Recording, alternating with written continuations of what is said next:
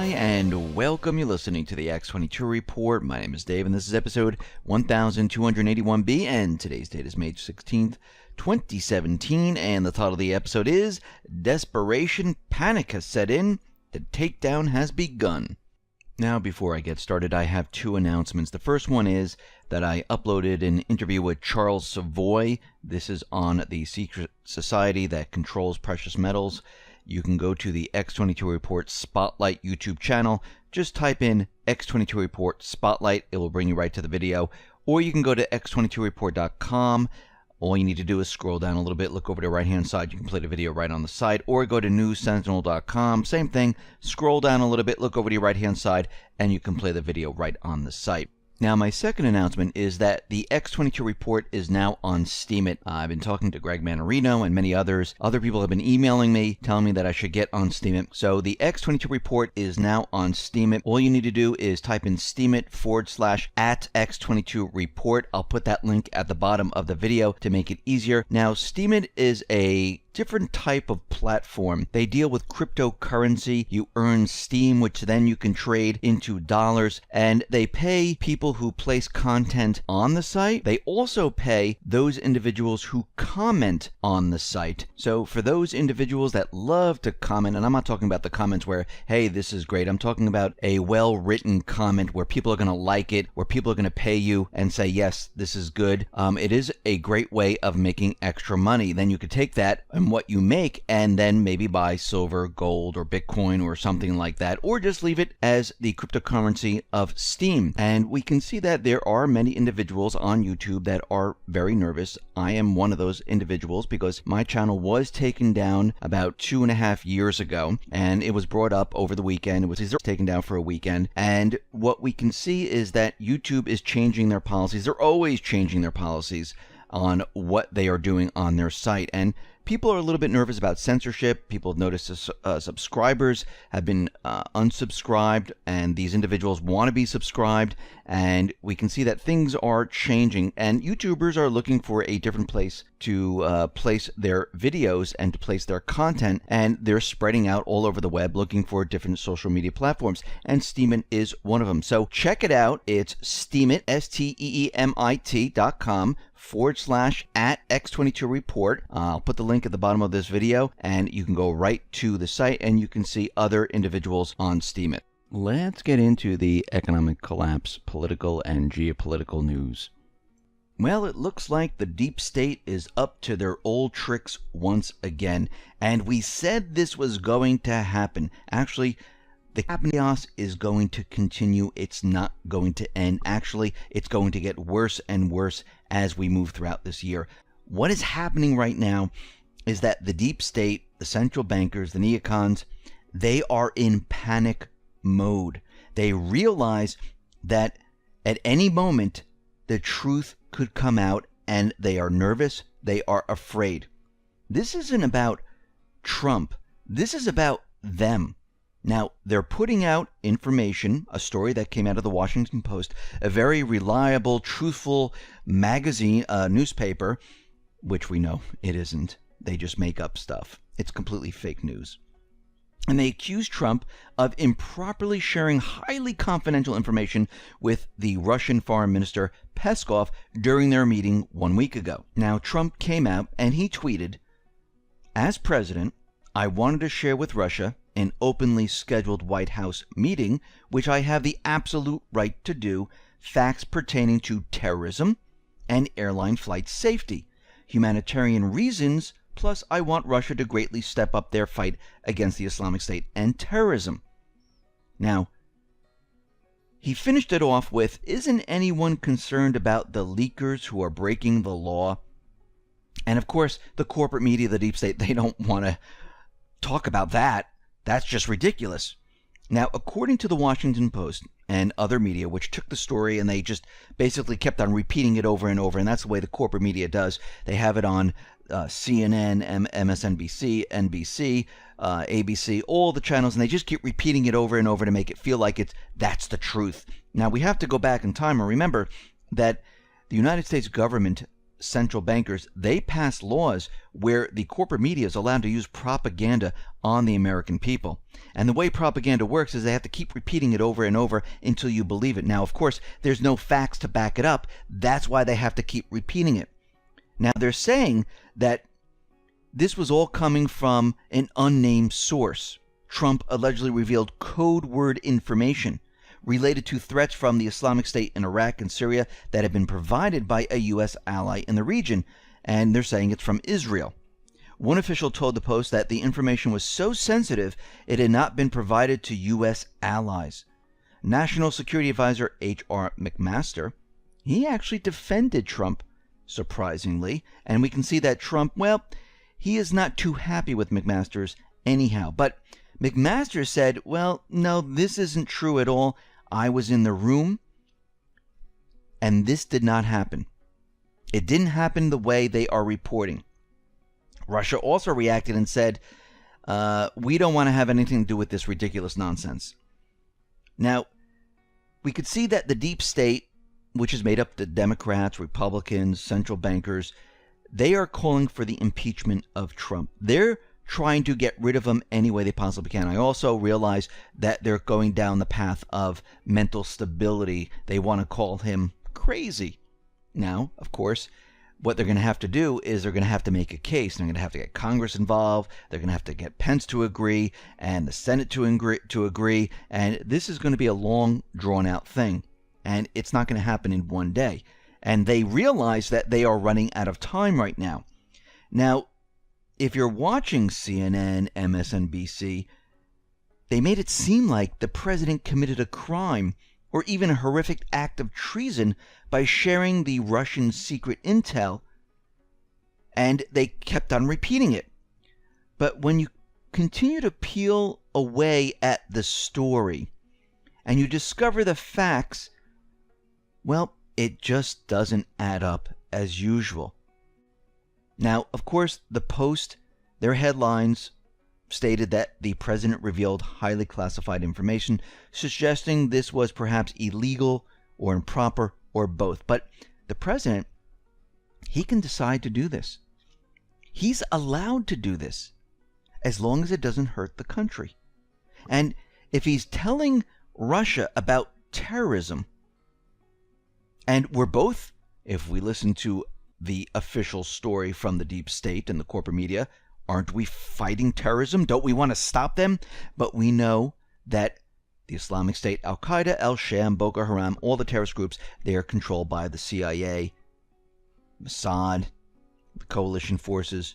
They're funded, they're supported, and this is why they're getting very upset. Now, in the Post story, Trump told Lavrov the U.S. had intelligence of an ISIS terror plot. But thanks to an illegal leak made to the Washington Post, this information is now public and the Islamic State knows about it. Now let's think about this for a second. Trump was telling the Russians about what the terrorists were about to do. Now, of course, the terrorists are controlled by the neocons, they're controlled by the deep state, the central bankers. They are the force they use, which is made up of paid mercenaries from all different countries to do their bidding in all these different countries, regime change and everything else. Now, we can see that information was being passed to Russia to stop this group. Now, the deep state, they don't want them stopped. This is why they leaked the information to warn them. I mean, think about what they just did. They just blew it out into the open. So who's really responsible for the leak? Now, I would say it's the individual who was in the government, whoever leaked it, and we'll get into that in a minute, and the Washington Post. Now, the White House is out there and they're saying this is completely fake, phony, and false. And we can see that when we look at this and we start to break it down, we can see that, well, things aren't what they seem. The Post admits that it would not be illegal for Trump to reveal classified information.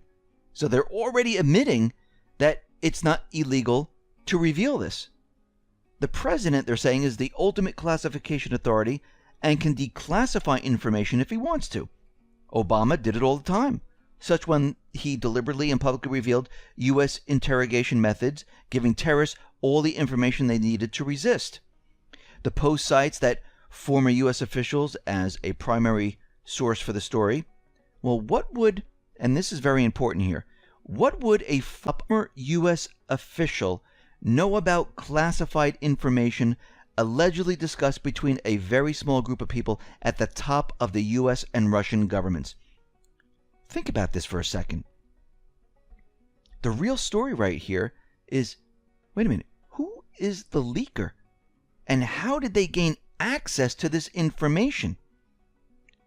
Because it was a very small group of individuals, and we know the offices are bugged. We know the intelligence agencies listen to all of this information. We know that they have the ability to unmask. How do we know all of this? Remember the hearings with Comey when Trey Gowdy was grilling him. Comey admitted there is a certain number of individuals that can unmask American citizens.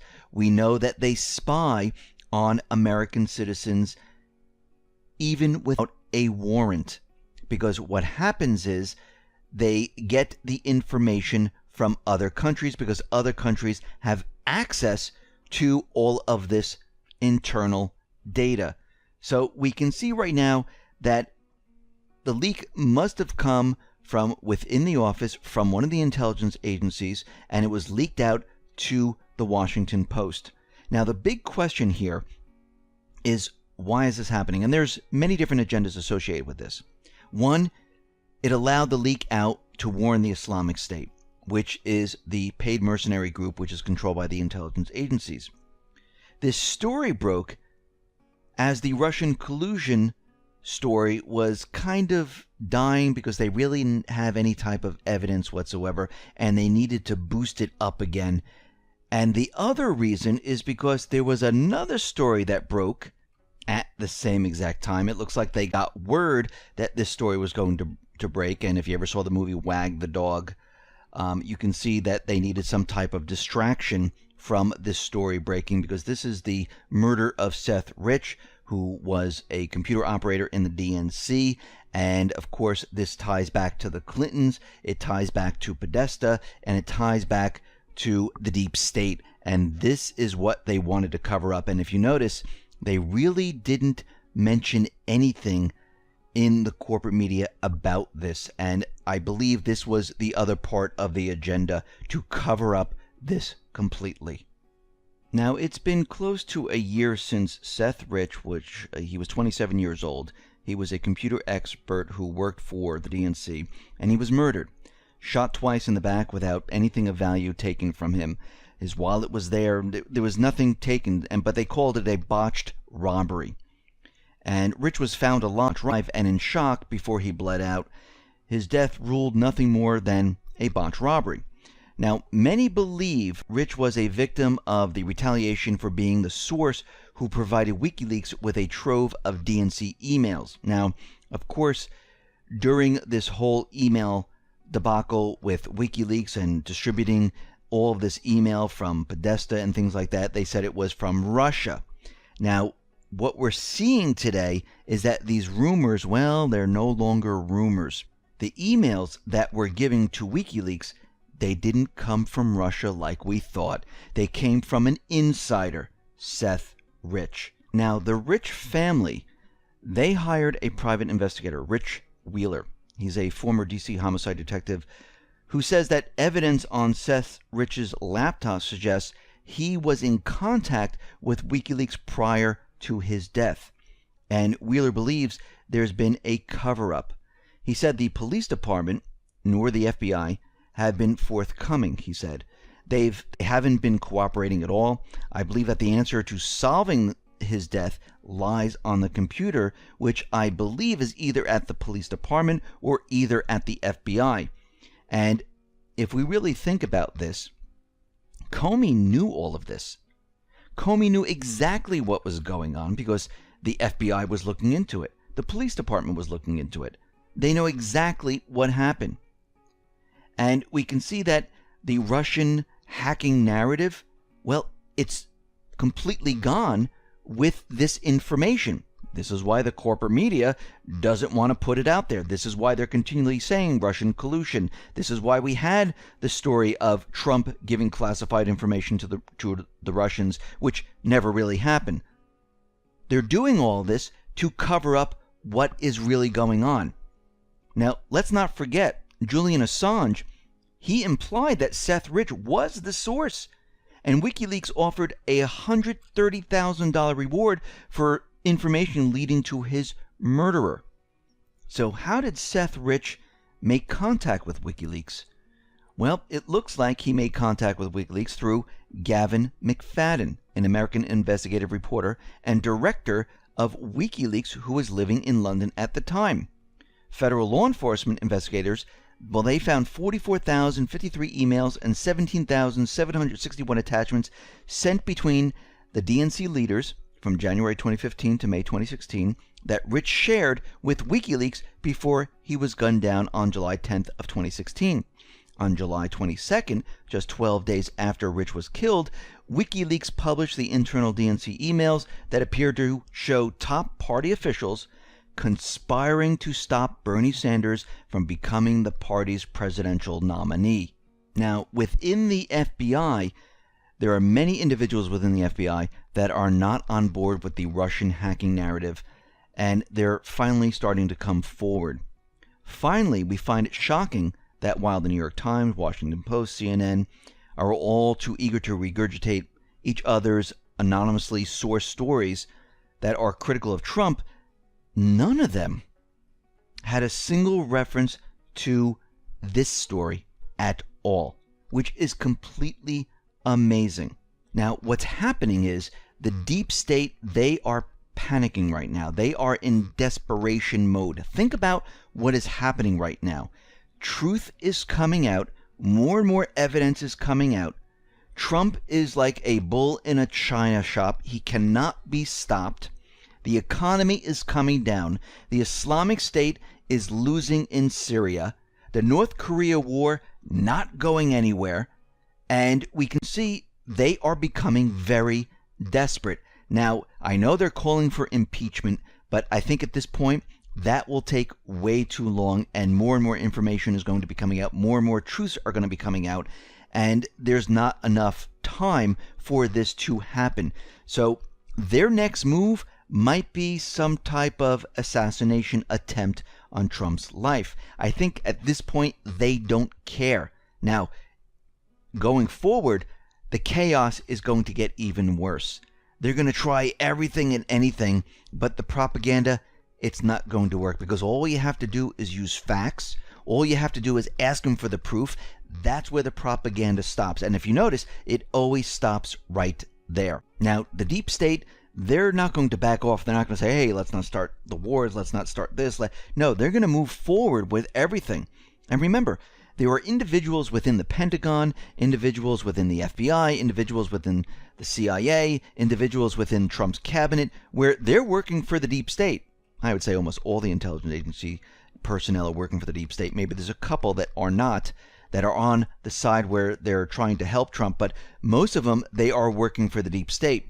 And they're pushing the wars around the world right now because they need this to get started. And they're going to continually deploy military assets, military soldiers, all around the world. We see that there is about 4,000 NATO troops with tanks, armored vehicles, air support, and high-tech intelligence centers deployed to Poland, Latvia, Lithuania, Estonia. The U.S. Army is reopening or creating 5 equipment storage sites in the Netherlands, Poland, Belgium, and 2 locations in Germany. And they're continually doing this because of the Russian aggression problem, which really there is no Russian aggression. But they're just continually doing this because they're hoping for this war. Now, Turkish intel is warning Russia that the Islamic State might be attacking Russian Navy ships as it crosses the Bosphorus. And this is the area where the ships will flow through this little stretch of land to get to the other side. So it's the Black Sea, which connects to the Aegean Sea, and they use this to bring ships between the two. And Turkey does control this area, and they're warning Russia right now that this might happen. Now, we know that the United States government, central bankers, the deep state, they've been supporting terrorist groups like Al-Qaeda, Al-Sham, Al-Nusra, Boko Haram, the Islamic State. And they tried to rename some of these terrorist groups in the past where they wouldn't show up on the terrorist list. But something very interestingly happened. Canada, the U.S., they failed to put the Al-Qaeda affiliate on a terrorist list. And there's a professor, Marc Abrams, I should say, who works on terrorism. He came up with a new definition of terrorism. And the definition reads as follows: non-state actors who use violence against civilians for a political goal and haven't been supported by the U.S. Which means if they haven't been supported by the U.S., then the CIA can then give them weapons. And they're trying to play word games so they can supply the terrorist groups with weapons. This is what the intelligence agencies want to do. Now, we see that the deep state is out there and they're trying to create this idea that Assad has a crematorium, which is attached to a prison, and he is burning people in this crematorium.